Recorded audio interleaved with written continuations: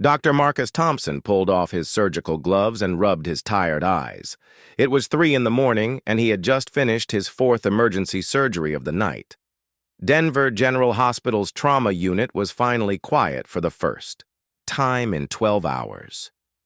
Marcus walked to the break room and poured himself a cup of cold coffee. At 42 years old, he had been a trauma surgeon for 15 years. He had seen everything from car accidents to gunshot wounds. Nothing surprised him anymore, or so he thought. The hospital's emergency lights suddenly began flashing red. Marcus looked up from his coffee cup, confused. The red lights only came on during major disasters or attacks. He heard running footsteps in the hallway outside.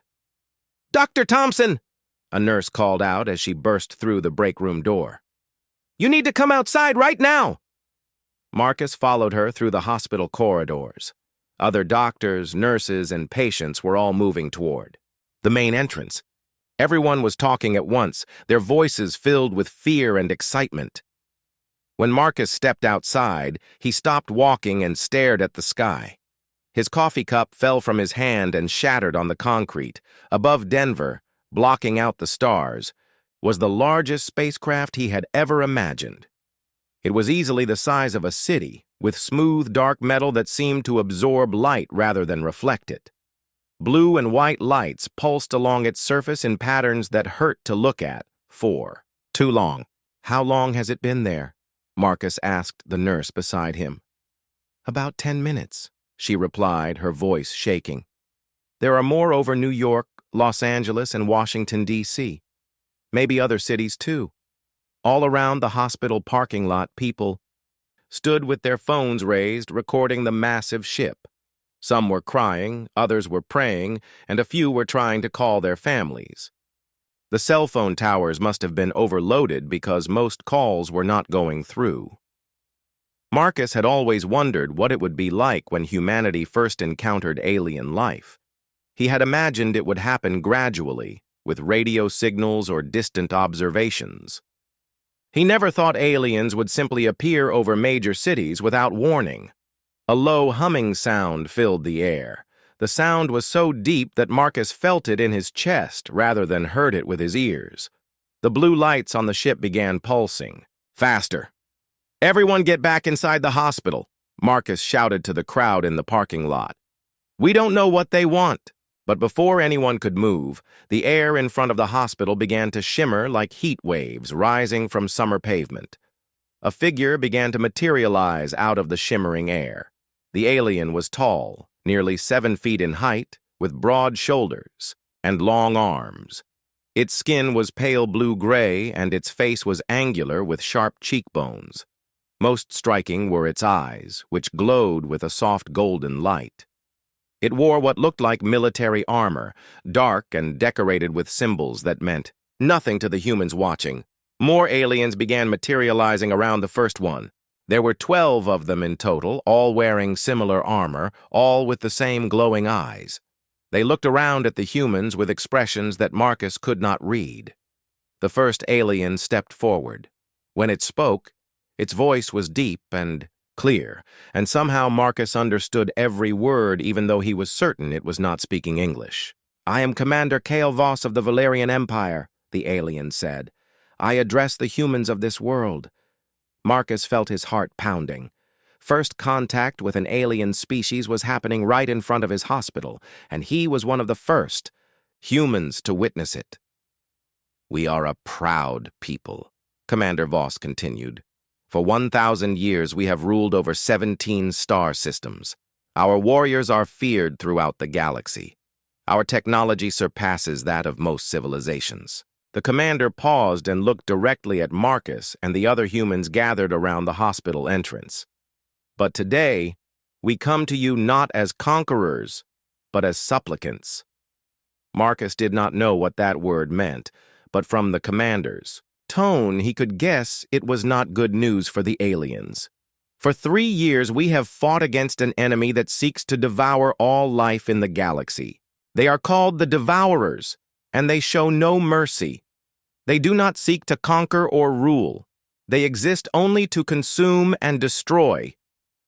Commander Voss's glowing eyes dimmed slightly, and Marcus realized the alien was showing emotion. Sadness, maybe, or exhaustion.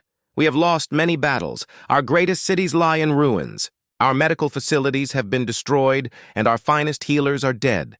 Thousands of our warriors lie dying aboard our ships, and we cannot save them. Marcus began to understand why the aliens had come to Earth. His medical training was already making him think about alien physiology and how human medicine might or might not work on different species. Through our intelligence networks, we have learned of your species, the commander continued. You are not advanced in technology. Your weapons are primitive. Your spaceships can barely leave your own planet. Some of the humans in the parking lot shifted uncomfortably at these words. Marcus supposed it was not pleasant to be called primitive by aliens, even if it was probably true. But, Commander Voss said, his voice growing stronger, we have learned something else about humans. When your medical practitioners face impossible situations, they do not give up. When their equipment fails, they improvise. When their protocols say a patient cannot be saved, they try anyway. Marcus felt a strange mixture of pride and nervousness. It sounded like the aliens wanted human doctors to help them, but he had no idea if that was even possible. In our desperation, we have come to ask for your help, the commander said. We request that your medical professionals attempt to save our wounded. We know this is unprecedented. We know we are asking much of a species we have never met. Commander Voss stepped closer to Marcus and the other hospital staff. Up close, Marcus could see that the alien's armor was damaged in several places, and there were what looked like old scars on his visible skin. In return, the commander said, we offer you knowledge of the galaxy beyond your world. We offer you technology that could advance your civilization by centuries. We offer you our protection against threats you do not yet know exist. The commander paused and looked around at all the humans present. But most importantly, he continued, we offer you our friendship and our eternal gratitude if you can help us save our people. Marcus realized that everyone was looking at him. As the senior doctor present, they expected him to respond somehow. The problem was he had no idea what to say to humanity's first alien visitor. The commander seemed to sense his uncertainty. Dr. Marcus Thompson, Commander Voss said, somehow knowing his name. Will you help us? Marcus looked around at the faces of his fellow doctors and nurses. They all seemed as shocked as he felt. He cleared his throat and stepped forward. Commander Voss, Marcus said, trying to keep his voice steady. I cannot speak for all of humanity, but I can speak as a doctor. We will try to help your wounded, but I need other medical professionals with me. Commander Voss nodded slowly. You may choose whoever you wish. Marcus turned to face the group of hospital staff behind him. I need volunteers. This could be dangerous, and we have no idea what we're getting into. Dr. Rachel Martinez stepped forward immediately. She was 35 years old and one of the best emergency room doctors Marcus had ever worked with. I'm coming with you, she said firmly. Dr. James Mitchell joined them next. He was a former military medic who had served in 3 different wars before becoming a civilian surgeon. If these aliens are fighting something called devourers, they might need someone who understands combat medicine, he said. Marcus felt better knowing he would have Rachel and James with him. Together, they had decades of medical experience and had handled every kind of emergency imaginable. We will transport you to our primary medical vessel, Commander Voss said. Prepare whatever equipment and supplies you think you might need. The next hour passed in a blur. Marcus, Rachel, and James gathered medical supplies, portable equipment, and reference materials about human anatomy and physiology. They had no idea if any of it would be useful for alien patients, but it was better to be prepared. The transport to the alien ship was unlike anything Marcus had ever experienced. One moment he was standing in the hospital parking lot, and the next moment, the world around him dissolved into shimmering light. When the light faded, he found himself standing in what looked like a medical facility. But everything was wrong. The walls curved in impossible ways, and the lighting came from panels that glowed with the same golden light as the aliens' eyes. Equipment that Marcus could not identify lined the walls, and strange symbols covered every surface. "Welcome to the medical bay of the Starfire," Commander Voss said. "Captain Ryland Torres will show you to your patients." Another alien approached. Them. This one was shorter than Commander Voss, but still taller than any of the humans.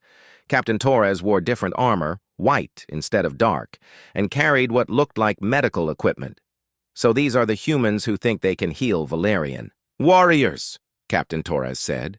His tone made it clear that he was not impressed. Marcus could see that this was going to be a problem. The alien captain obviously did not want human help and was only allowing it because his commander had ordered it. "I am Dr. Marcus Thompson," Marcus said politely. "These are Dr. Rachel Martinez and Dr. James Mitchell. We're here to help, however we can." Captain Torres looked them up and down with his glowing eyes. "Your primitive medical knowledge will be of little use here. Our healing technology is centuries ahead of yours." "Then why do you need our help?" Rachel asked, her voice sharp with irritation. Captain Torres's expression darkened. "Because our healing technology requires our medical facilities, and most of them have been destroyed. What equipment we have left is failing." He led them deeper into the medical bay. Marcus saw dozens of beds, each one occupied by a wounded alien warrior. The injuries were terrible.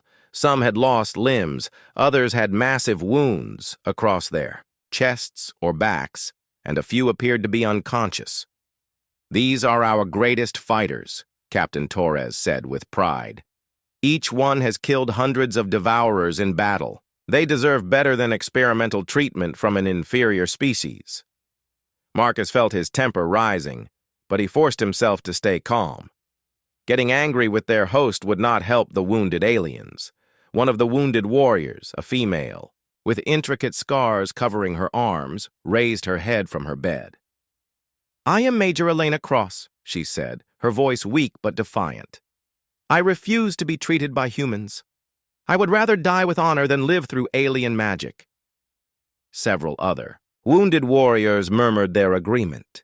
Marcus could see that this was going to be more difficult than he had expected. The aliens did not just distrust human medicine, they saw it as beneath their dignity. "May I examine some of your patients?" Marcus asked Captain Torres. "I need to understand Valerian physiology before I can help anyone." Captain Torres gestured reluctantly toward the nearest bed. The patient was unconscious, with a massive wound across his chest that had been partially sealed by some kind of alien medical foam. Marcus put on gloves and carefully examined the wound. The alien's skin felt different from human skin, tougher and slightly warm to the touch. When he placed his stethoscope on the patient's chest, he heard something that made him stop and listen more carefully. "He has 3 hearts," Marcus said, looking up at Captain Torres with surprise. "Of course he has 3 hearts," Captain Torres replied impatiently. "All Valerians do. 2 primary hearts and 1 backup heart that activates if the others are damaged." Marcus continued his examination, taking notes on everything he observed. The alien's bone structure felt different too, harder and more dense than human bones. When he shined a light in the patient's eyes, he saw that the pupils were different shapes, and the irises contained patterns that seemed to pulse with faint light. "Their nervous systems are bioluminescent," Rachel observed, watching the light patterns under the patient's skin. "That's fascinating." "It allows us to communicate in battle without speaking," Captain Torres said, his tone slightly less hostile. "The light patterns carry information." James had been examining another patient, a warrior with a badly damaged leg. "Their muscle fibers are arranged differently than human muscles," he said. "Much more efficient design for strength and speed." Marcus spent the next 2 hours examining different patients and taking detailed notes. The Valerian physiology was definitely different from human anatomy, but it followed logical patterns. Their triple heart system provided redundancy for circulation. Their crystalline bone structure made them much stronger than humans, but also made their bones conduct sound and vibration differently. The most interesting discovery was that their healing process was remarkably similar to humans, just faster and more efficient. Where a human might take weeks to heal from a wound, Valerians could heal in days. "I think we can help them," Marcus told Rachel and James quietly. "We'll need to adapt our techniques, but the basic principles should work." As if to test his theory, alarms began sounding throughout the medical bay. Captain Torres ran to a communication panel and listened to a rapid stream of alien language. "More wounded are arriving," he announced. 17 critical casualties from the battle at Kepler Station. Marcus watched as new patients were brought in on floating stretchers. These warriors were in even worse condition than the others, with injuries that would have killed humans instantly.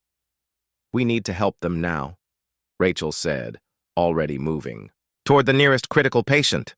"Wait," Captain Torres said, holding up his hand. "These warriors have not agreed to human treatment." "They're dying," James said bluntly. "Your equipment is failing, and your medical protocols obviously aren't working. Let us try."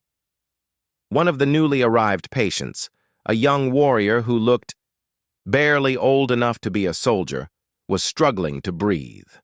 Marcus could see that his injuries were beyond what the failing alien medical equipment could handle. Marcus made a decision that would change everything.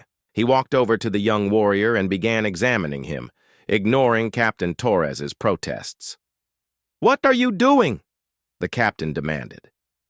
"I'm being a doctor," Marcus replied, already working to stabilize the patient using human medical techniques, adapted for alien physiology. The young warrior's breathing improved almost immediately. His glowing eyes opened and focused on Marcus with surprise and confusion. "You helped me," he whispered in accented English. "That's what doctors do," Marcus replied gently.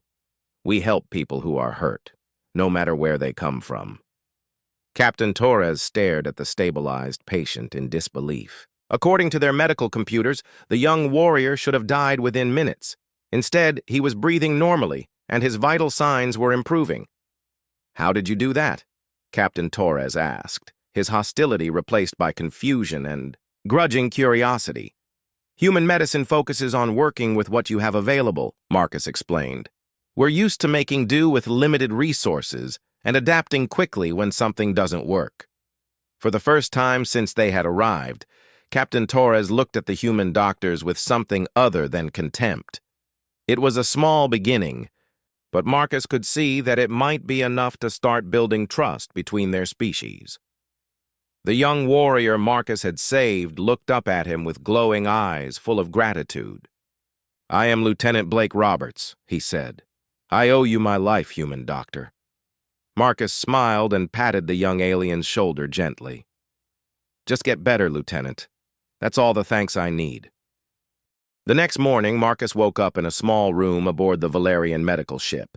He had worked through the night treating wounded warriors, and his body ached from exhaustion. But when he looked at his patient notes, he felt proud. 7 more. Warriors had accepted human treatment during the night, and all of them were recovering faster than expected. Marcus made his way back to the main medical bay. Rachel and James were already there, working with different patients. The atmosphere in the room felt different somehow, less hostile than before. Captain Torres approached him carrying a tablet covered with alien symbols. "Dr. Thompson," he said, his tone more respectful than yesterday, "I have been reviewing the medical data from your treatments." Marcus waited, unsure if he was about to be criticized or praised. "Your success rate is higher than our computer models predicted," Captain Torres continued. "The warriors you have treated are healing 30% faster than normal. Human medical training focuses on understanding the body as a complete system," Marcus explained. "We look at how everything connects together, not just the specific injury." Captain Torres nodded slowly. "Our medical technology is very specialized. Each machine treats one specific type of injury.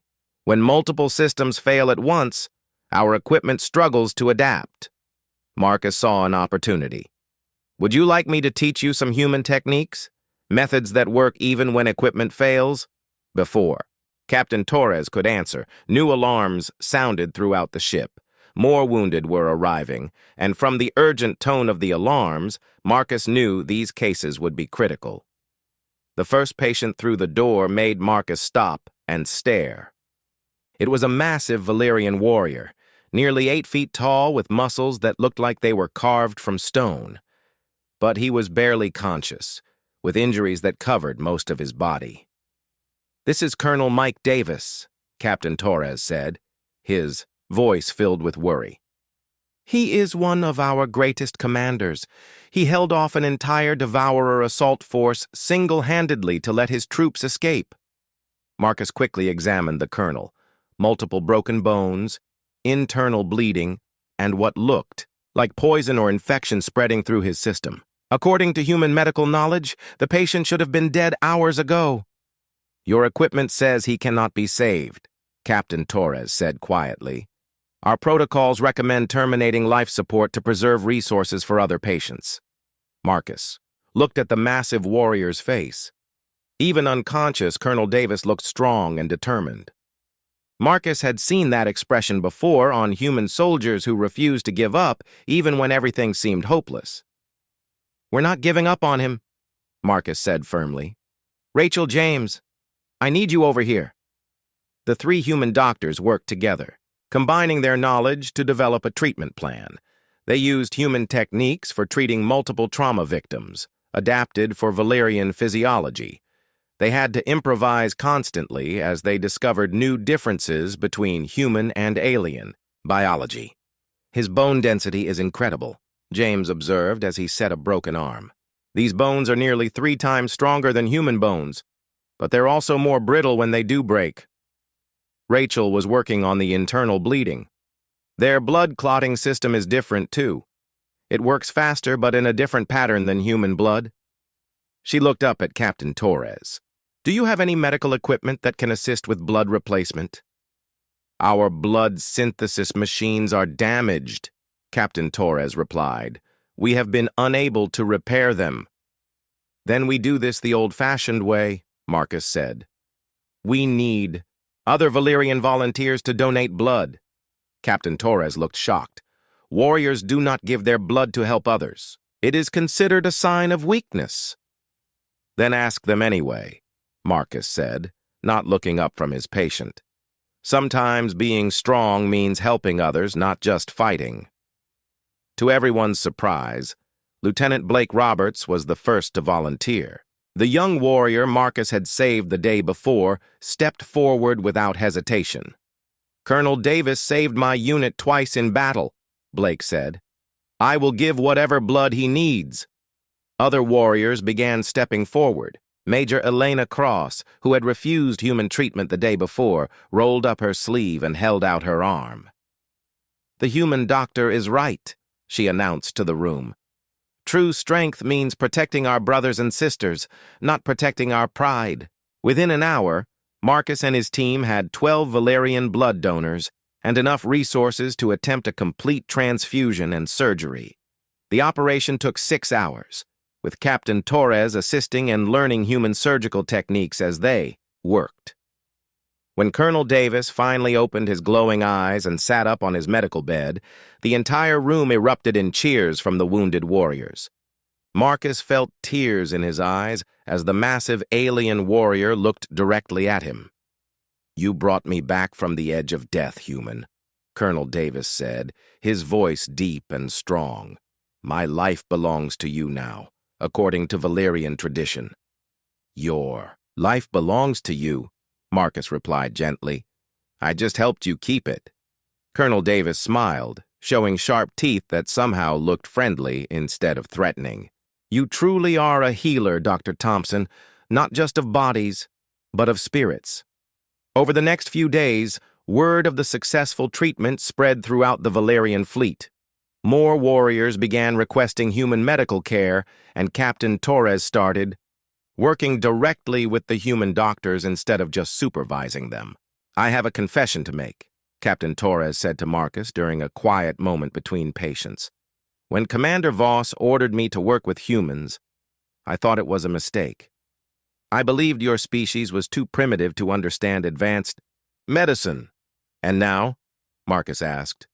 Now I realize that advanced technology means nothing if you do not know how to adapt when it fails, Captain Torres replied.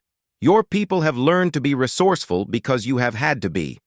We Valerians have become dependent on our machines. Marcus began teaching Captain Torres and other Valerian medics human emergency medicine techniques. Simple methods for stopping bleeding, stabilizing broken bones, and treating shock that worked without any equipment at all. These techniques are thousands of years old on Earth, Marcus explained as he demonstrated how to make a splint from basic materials. We still teach them because you never know when you might need them. Captain Torres practiced the techniques carefully. On Valeria, if our medical computers cannot solve a problem, we assume the problem cannot be solved. You humans assume there is always another way to try. James had been working with a group of Valerian combat medics, teaching them field triage procedures. In human armies, medics learn to make quick decisions about who to treat first, he explained. You cannot save everyone, so you focus on the patients you can definitely help. Our protocols require us to treat the highest-ranking officer first, one of the Valerian medics said. That's a good way to lose a war, James replied bluntly. You treat the patient who has the best chance of surviving and returning to fight. A healthy private is more useful than a dying general. The Valerian medics looked shocked by this idea, but Marcus could see them thinking about it seriously. Rachel had made her own breakthrough with the Valerian medical equipment. By studying how it worked and comparing it to human medical devices, she had figured out how to repair some of the damaged machines. Your equipment is incredibly advanced, she told Captain Torres, but it's designed to work perfectly or not at all. Human equipment is designed to keep working even when parts of it are broken. She showed him how she had modified a Valerian healing device to work with only half of its components functioning. Sometimes the best solution is not the most elegant. One, she explained. Captain Torres stared at the modified machine in amazement. Our engineers said this device could not function with those components damaged.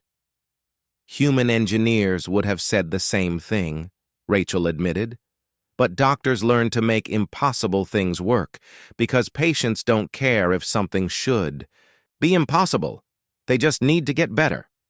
By the end of the week, the relationship between humans and Valerians had completely changed. Warriors who had initially refused human treatment were now specifically requesting it.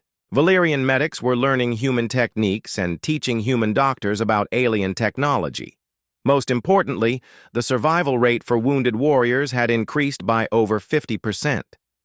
Lives that would have been lost were being saved through the combination of human adaptability and Valerian technology. Marcus stood in the observation deck of the medical ship, looking out at the stars. Captain Torres joined him, carrying 2 cups of what the Valerians called healing tea. Dr. Thompson, Captain Torres said, offering him a cup. I owe you an apology. When you first arrived, I thought humans had nothing to teach us. Marcus accepted the tea and took a sip. It tasted like mint mixed with something he could not identify. What changed your mind? You saved Colonel Davis when our computers said it was impossible, Captain Torres replied. But more than that, you showed our warriors that accepting help is not weakness. You have given us something more valuable than medical knowledge. What's that? Hope, Captain Torres said simply. For the first time since this war began, our warriors believe they can survive their wounds and return to protect their families. Marcus looked out at the stars and thought about how much had changed in just 1 week. Humanity had made contact with an alien species, learned to treat alien patients, and earned the respect of proud warriors from across the galaxy. But he knew this was just the beginning. The war against the Devourers was still raging, and there would be many more wounded warriors who needed help. The real test of human and Valerian cooperation was yet to come. Marcus was reviewing patient charts when the ship's emergency alarms began blaring louder than he had ever heard them. The lights changed from their normal golden glow to harsh red warning lights. Through the medical bay's viewing windows, he could see explosions in the distance among the Valerian fleet. Captain Torres ran into the medical bay, his face grim with worry. "The Devourers have found our location," he announced. "A massive battle is underway. We are about to receive more wounded than we have ever handled before." "How many?" Rachel asked, already preparing medical equipment. "Over 200 critical casualties," Captain Torres replied. "And Commander Voss was severely injured leading a counterattack. He is being brought here now." Marcus felt his stomach drop. Commander Voss was not just the alien leader who had asked for human help. He had become a friend and ally over the past weeks. More importantly, he was the bridge between humans and Valerians. If he died, the cooperation between their species might die with him. The first wave of wounded warriors arrived within minutes. Marcus had never seen injuries this severe. Some warriors were missing entire limbs, others had wounds that went completely through their bodies, and several appeared to be dying from some kind of energy weapon that had burned them from the inside out. "We need more space," James shouted, over the noise of wounded warriors being brought in. "The medical bay cannot hold this many patients." Captain Torres quickly converted 3 cargo holds into emergency medical areas. Human doctors and Valerian medics worked together, using every technique they had learned from each other over the past weeks. Marcus was treating a warrior with severe burns when Captain Torres approached him.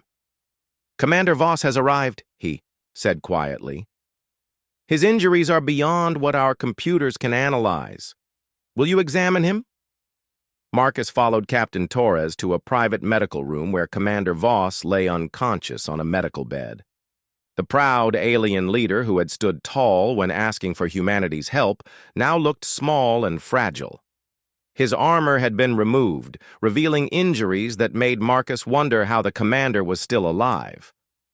"What happened to him?" Marcus asked, carefully examining the commander's wounds.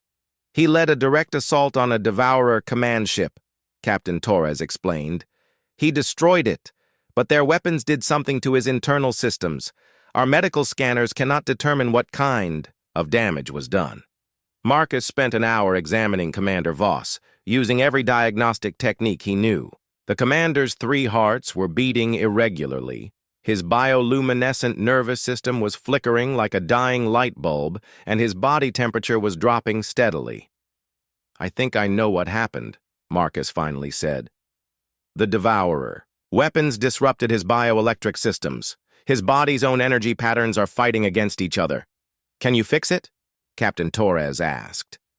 Marcus looked at the unconscious commander and thought about everything he had learned about Valerian physiology. "I can try, but I will need help from both human and Valerian medical techniques. And I will need volunteers." "What kind of volunteers?" "Healthy Valerians who can share their bioelectric energy," Marcus explained. "If I am right, we can use the natural electrical patterns from healthy warriors to reset Commander Voss's disrupted systems." Captain Torres looked confused. "That is not possible. Bioelectric energy cannot be transferred between individuals." "It cannot be transferred using Valerian medical technology," Marcus corrected. "But humans have been studying bioelectricity for decades. We have ways to measure and manipulate electrical patterns in the body." Within an hour, Marcus had assembled a team of 6 healthy Valerian warriors willing to help save their commander. Colonel Davis was the first to volunteer, despite still recovering from his own recent injuries. "Commander Voss saved my life a dozen times in battle," the big warrior said. "Now it is my turn to save his." The procedure took 8 hours. Marcus used human medical equipment to monitor the electrical patterns in the healthy warriors' bodies, then used modified Valerian technology to transfer those patterns to Commander Voss.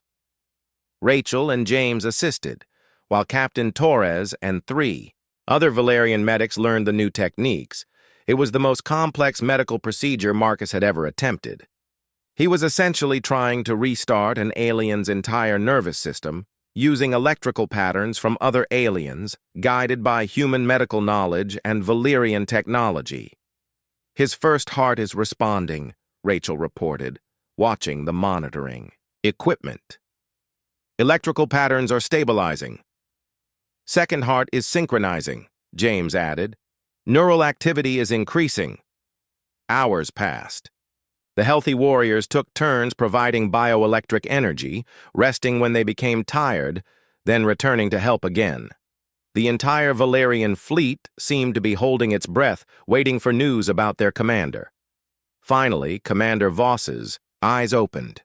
The golden glow was dim at first, but it gradually grew stronger as his systems continued to stabilize.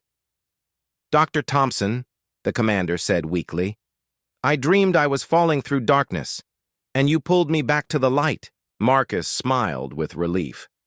"How do you feel?" "Like I have been struck by lightning and survived," Commander Voss replied, slowly sitting up. "But I am alive, and that should have been impossible." Word of Commander Voss's recovery spread throughout the Valyrian fleet within hours. The impossible had happened again. Human doctors had saved a life that Valyrian medical technology had given up for lost, but the celebration was short-lived.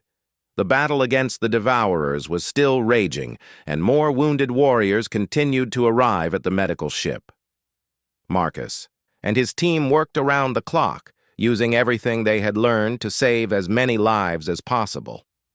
Major Elena Cross, who had initially refused human treatment, now worked directly with Rachel, learning human surgical techniques. Humans fight death itself," she told Rachel during a brief break. "You do not accept that some things are impossible." "Death is not our enemy," Rachel replied. "Giving up is our enemy. As long as someone is still fighting to live, we keep fighting to save them." The battle lasted 3 days. By the end, Marcus and his team had treated over 400 wounded warriors. More importantly, they had trained dozens of Valyrian medics in human emergency medicine techniques. Captain Torres approached Marcus as the last of the wounded were being moved to recovery areas. "Dr. Thompson, I have something to tell you," he said formally. Marcus looked up from his patient notes, expecting another medical consultation. "Commander Voss has recommended you for honorary membership in the Valyrian Military Medical Corps," Captain Torres announced. "It is the highest honor we can give to a non-Valyrian." Marcus felt overwhelmed. "I do not know what to say." "Say you will continue to help us," Captain Torres replied. "This war is far from over, and we need human medical knowledge now more than ever." Marcus looked around the medical bay at the recovering warriors, at the Valyrian medics practicing human techniques, and at Rachel and James working alongside alien colleagues as if they had been doing it for years. "We will stay as long as you need us," Marcus said. "But I want something in return." Captain Torres looked surprised. "What do you want?" "I want to establish a permanent medical exchange program," Marcus explained. "Human doctors learning from Valyrian technology and Valyrian medics learning human techniques. We are stronger when we work together." Captain Torres smiled, the first time Marcus had seen him show such open emotion. "I believe Commander Voss will approve that request." As Marcus looked out at the stars, he realized that something historic had happened.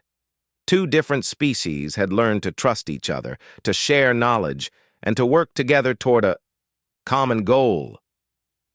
The war against the Devourers was still being fought, but humanity and the Valyrian Empire had formed a bond that would last long after the fighting ended.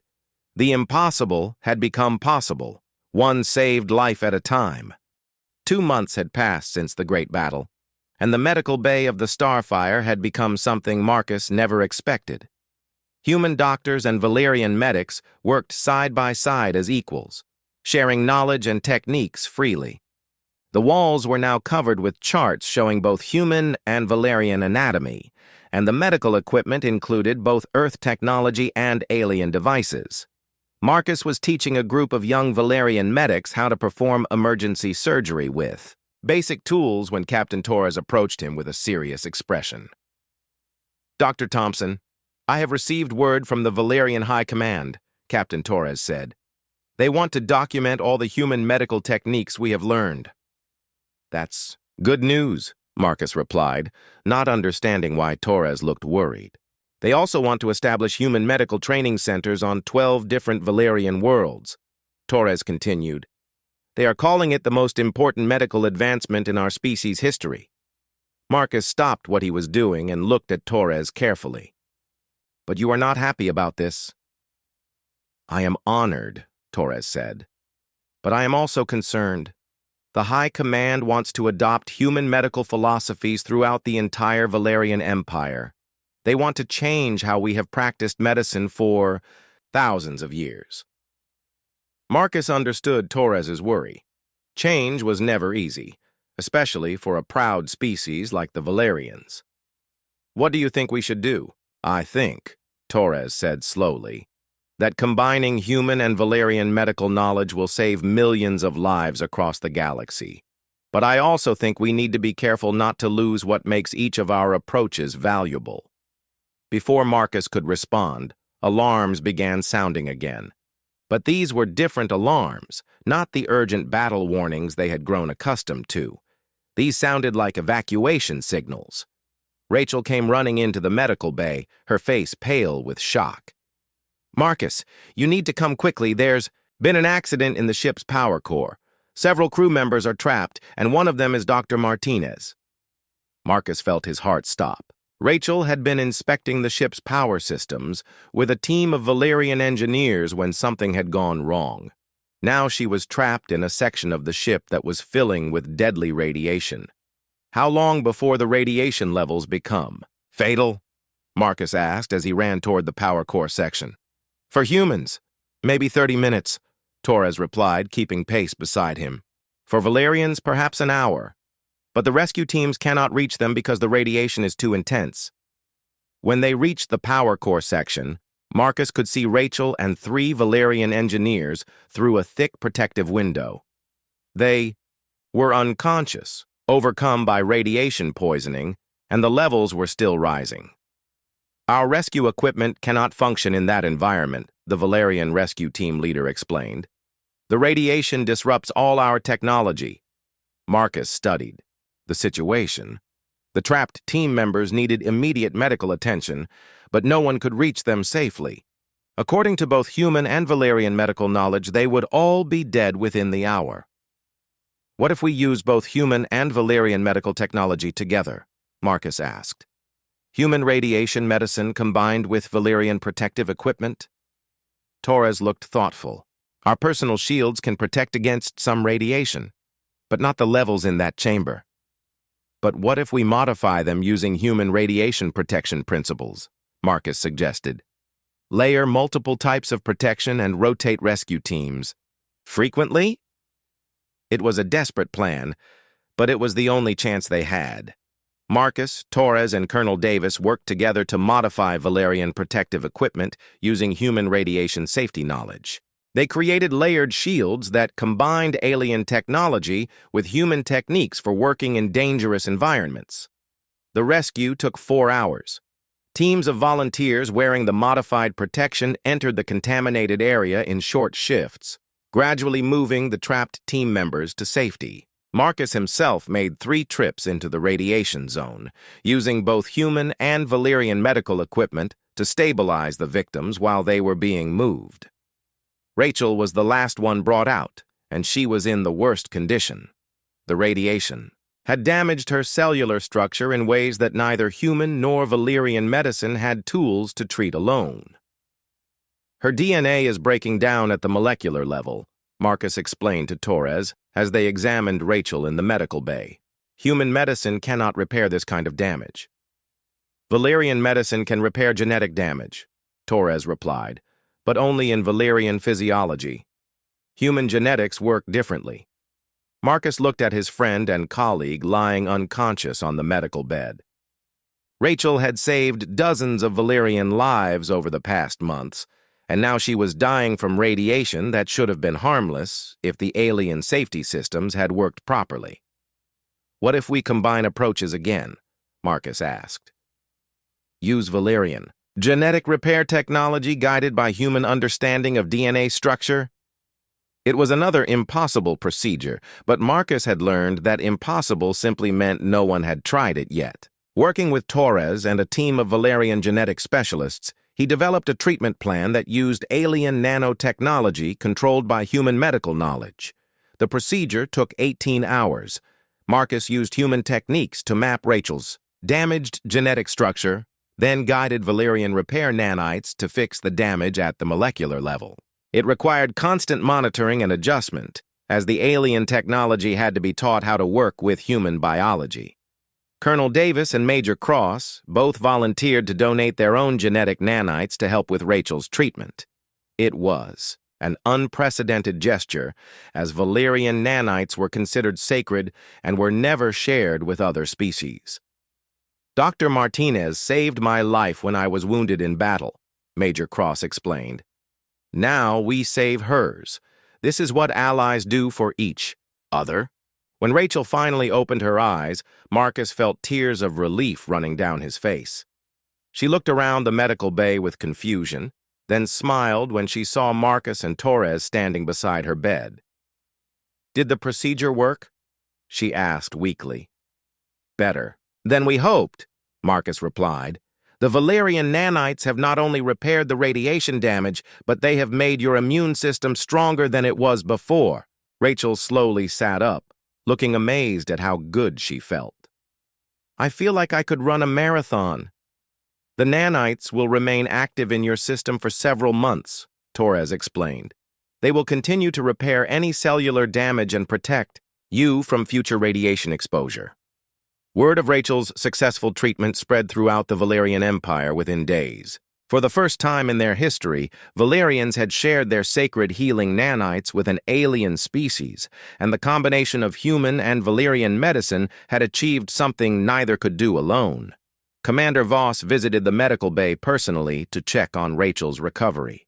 Dr. Martinez, he said formally, you have become the first human to carry Valerian healing nanites. This makes you an honorary sister to our people. What does that mean? Rachel asked. It means, the commander explained, that you are now considered family by every Valerian in the Empire, and it means that the bond between our species has become permanent. Marcus realized that something historic had happened again. The medical partnership between humans and Valerians had evolved, beyond simple cooperation. They had become truly integrated, sharing not just knowledge and techniques, but their most advanced medical technology. Over the following weeks, requests began arriving from other alien species throughout the galaxy. Word had spread about the Human-Valerian Medical Partnership and its remarkable success rate. Species that had never contacted Earth before were asking for human medical consultants. We are receiving requests from the Andromedan Collective, the crystal beings of Rigel, and even the hive queens of the Outer Rim, Torres told Marcus one morning. Every major civilization in this sector wants to learn human medical techniques, Marcus felt overwhelmed by the responsibility. Are we ready for that kind of expansion?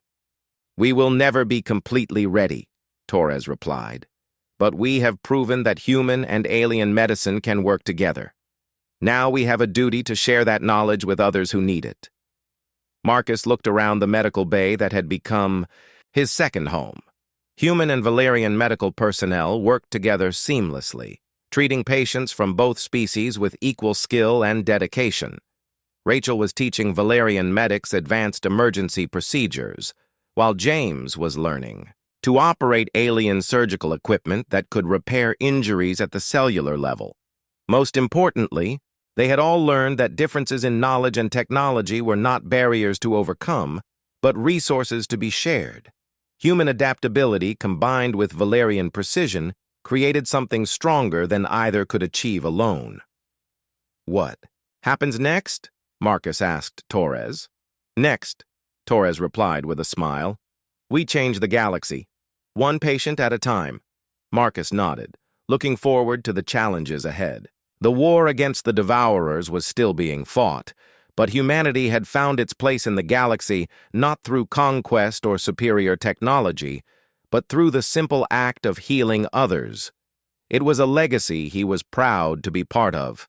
6 months after first arriving on the Valerian medical ship, Marcus stood in the command center watching the final battle against the Devourers. Through the viewing windows, he could see hundreds of ships from dozens of different alien species, fighting together. The alliance that had begun with a simple request for medical help had grown into the largest military cooperation in galactic history. "The human medical techniques have changed everything," Commander Voss said, standing beside Marcus. "Our casualty rates have dropped by 70%. Warriors who would have died are returning to fight again within days instead of weeks." Marcus watched as rescue ships moved between the battle zones, picking up wounded fighters from all the allied species. Each rescue ship now carried medical teams trained in the combined human-Valerian techniques that had proven so successful. "More importantly," Marcus replied, "we have proven that different species can work together. The medical alliance became a military alliance because trust grew from helping each other." Captain Torres approached them, carrying a communication device. "Dr. Thompson, we are receiving a transmission from the Galactic Medical Council. They want to speak with you directly." Marcus had heard of the Galactic Medical Council but had never expected to communicate with them. The council was made up of the most advanced medical civilizations in the galaxy, species that had been practicing interstellar medicine for thousands of years. The communication device projected a hologram of 5 different aliens, each representing a different species. Marcus recognized none of them, but their formal clothing and serious expressions made it clear they were important officials. "Dr. Marcus Thompson of Earth," the central figure said, "I am Chancellor Thorne of the Galactic Medical Council. We have been observing the human-Valerian medical partnership with great interest." Marcus felt nervous talking to such high-ranking alien officials, but he tried to keep his voice steady. "Chancellor Thorne, it is an honor to meet you." "The honor is ours," Chancellor Thorne replied. "In 6 months, you have achieved medical breakthroughs that some species take centuries to develop. You have saved lives that our most advanced technology had declared unsavable." Another council member, a tall alien with crystalline skin, spoke next. "We have reviewed the medical data from your treatments. Your success rates exceed anything in our historical records." "We did not do it alone," Marcus said quickly. "The Valerian medical knowledge was essential. We simply combined different approaches." "That is precisely why we are contacting you," Chancellor Thorne said. "The Galactic Medical Council formally invites humanity to join our organization. Despite your species' limited technological advancement." Marcus felt shocked. Earth had only known about alien life for 6 months, and now they were being invited to join the galaxy's most prestigious medical organization. "We are honored by the invitation," Marcus replied, "but I am not qualified to speak for all of humanity." "You are qualified to speak for human medicine," the crystalline alien said, "and that is what matters to us. We do not invite species based on their technology. We invite them based on their ability to heal others." Commander Voss stepped forward. "Chancellor Thorne, I can personally confirm that human medical knowledge has revolutionized Valerian medicine. Dr. Thompson and his team have earned this recognition." Over the next hour, the council members explained what membership would mean. Earth would be given access to medical knowledge from hundreds of advanced civilizations. In return, human doctors would help establish medical training programs throughout the galaxy, teaching the adaptive techniques that had proven so effective. "There is one more thing," Chancellor Thorne said as the conversation neared its end. "We would like to offer Dr. Thompson the position of Director of Adaptive Medical Research. It would be a new position, created specifically to study how different species can combine their medical knowledge effectively." Marcus looked at Commander Voss and Captain Torres, then at Rachel and James, who had joined them during the conversation. They all nodded encouragingly. "I accept the position," Marcus said, "but only if my entire team can participate. Human medicine works best when we work together. Agreed, Chancellor Thorne replied with what might have been a smile. We look forward to working with all of you. After the communication ended, Marcus felt overwhelmed by everything that had happened. In less than a year, he had gone from being a trauma surgeon in Denver to being appointed to a galactic medical council. How do you feel about your new position? Commander Voss asked. Terrified and excited at the same time, Marcus admitted, but also proud of what we have accomplished together. The final battle against the Devourers ended 2 days later. The combined Allied fleet, supported by the improved medical techniques that kept more fighters healthy and in combat, had finally defeated the ancient enemy. The galaxy was safe, but more importantly, dozens of species had learned to work together. 3 months later, Marcus stood in the newly completed Thomson-Torres Medical Institute, the first joint human-alien research facility ever built. The building combined human and Valerian architecture, with curved walls that somehow looked both familiar and alien at the same time. It is strange to have a building named after me, Captain Torres said, walking beside Marcus through the main laboratory. You earned it, Marcus replied. None of this would have been possible without your willingness to trust us and learn from us. The Institute was already busy with research projects. Human doctors worked alongside medics from 12 different alien species, developing new treatments that combined knowledge from across the galaxy. The techniques they had pioneered during the war were being refined and adapted for dozens of different alien physiologies. Rachel had been appointed as the Institute's Director of Emergency Medicine, and she was training teams of multi-species, medical responders who could handle disasters anywhere in the galaxy. James led the Combat Medicine Division, teaching alien military medics the human techniques that had proven so effective during the war. We have received applications from over 200 alien species who want to send medical students here, Torres told Marcus as they toured the student dormitories. The Institute will graduate the first class of truly galactic doctors. Marcus looked out the window at the courtyard where human and alien medical students were studying together. Some were reading from human textbooks, others were practicing with Valerian healing technology, and a few were working with medical equipment from species Marcus had never heard of. What do you think the future holds? Marcus asked Torres. I think, Torres replied thoughtfully, that we have only begun to discover what is possible when different species share their knowledge freely. The medical techniques we develop here will spread throughout the galaxy, saving lives in ways we cannot even imagine yet. Marcus nodded, thinking about how much had changed since that first desperate night when Commander Voss had asked for humanity's help. The proud Valerian Empire had learned to ask for assistance when they needed it, and humanity had learned that their seemingly primitive medical knowledge was actually their greatest strength. A communication alert sounded, and Marcus activated the nearest terminal. The message was from Earth's government, informing him that 3 more alien species had requested human medical advisors and that Earth was being invited to establish embassy medical clinics on 47 different worlds. It never stops, does it? Rachel said, joining Marcus and Torres at the terminal. I hope it never does, Marcus replied. Every request for help is an opportunity to build bridges between species, to learn something new, and to save lives that might otherwise be lost. James appeared in the doorway carrying a medical bag. Marcus, we have an emergency.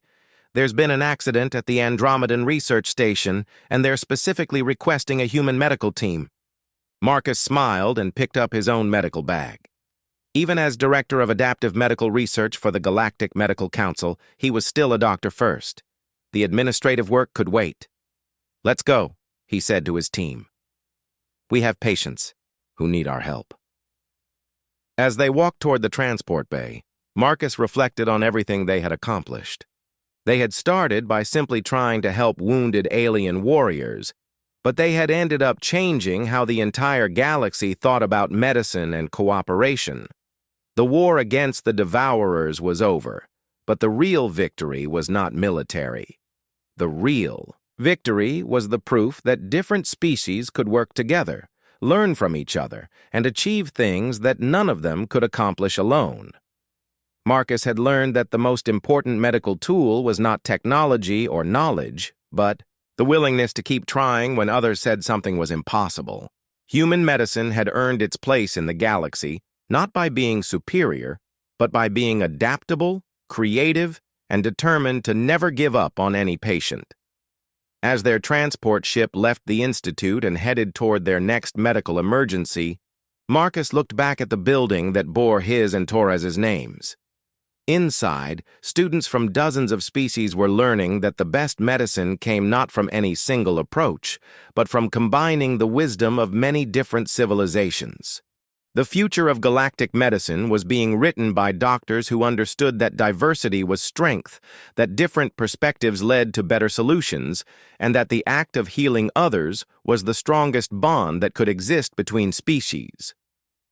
Marcus turned toward the forward-viewing window, ready to face whatever medical challenge awaited them. The galaxy was vast and full of dangers, but it was also full of opportunities to help others and to prove that cooperation was always stronger than conflict. The human approach to medicine had found its place among the stars, not by conquest or superior technology, but through the simple commitment to keep trying to save lives, no matter how impossible the task might seem.